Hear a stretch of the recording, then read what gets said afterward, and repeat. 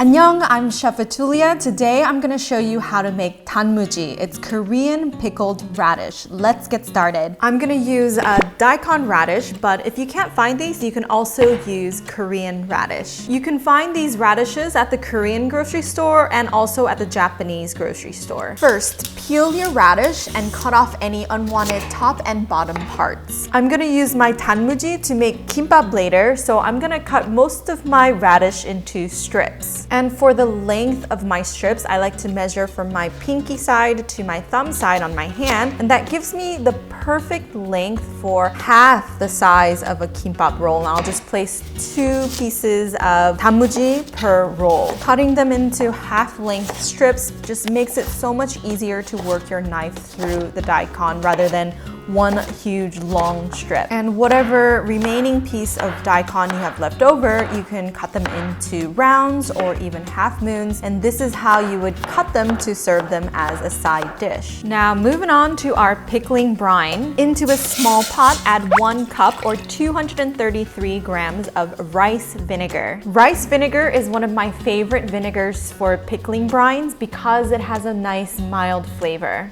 Add 1.5 cup or 346 grams of water, half a cup or 112 grams of organic cane sugar, 2 teaspoons or 8 grams of salt, 1/4 teaspoon of turmeric powder. After testing this recipe multiple times, I found that a 1/4 teaspoon of turmeric powder was just enough to get that beautiful yellow color for our Danmuji without overpowering with the taste of turmeric. Go ahead and mix this up and bring this to a boil, then turn off the heat. Pour this liquid over your daikon radish in a large glass container. Let this cool completely and pop on a lid, then place it in the fridge. You can serve this Danmuji within maybe 3 to 4 hours of making this, but it really tastes best if you can use this after 24 hours in the fridge. The longer you keep this in the fridge, the more beautiful yellow color will develop in your Danmuji and the flavor will deepen as well. Okay, finally, time for the taste test. I made this Danmuji yesterday, so now it's beautiful and yellow color. Can you see that?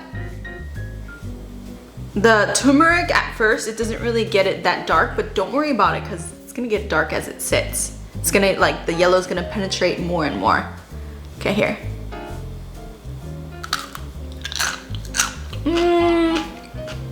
맛있어.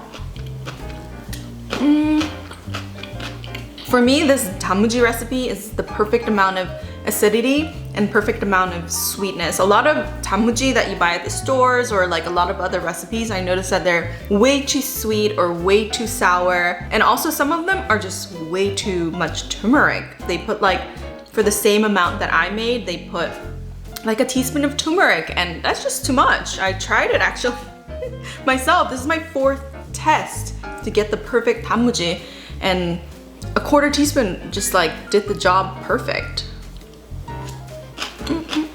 And another thing that I tried while I was recipe testing was adding in different spices. Like, some recipes online call for like bay leaves, black peppercorns, and I tried it like that, and actually it took away from the flavor of Danmuji. It wasn't really doing anything, so I tried my 4th batch, took everything out, you know, adjusted all the sweetness and acidity levels, and it's the perfect Danmuji, and it's like super crunchy and so good. You have to try it. I will never buy Danmuji at this grocery store again. 맛있죠? If you like this video, give it a thumbs up and be sure to subscribe to my channel and hit that notification bell. I'll have new vegan recipes coming out for you. And now that we've made Danmuji, we're for sure gonna be making kimbap and jjajangmyeon, the highly requested jjajangmyeon. So look out for that. Thank you guys so much for watching, and I'll see you guys next time. 안녕!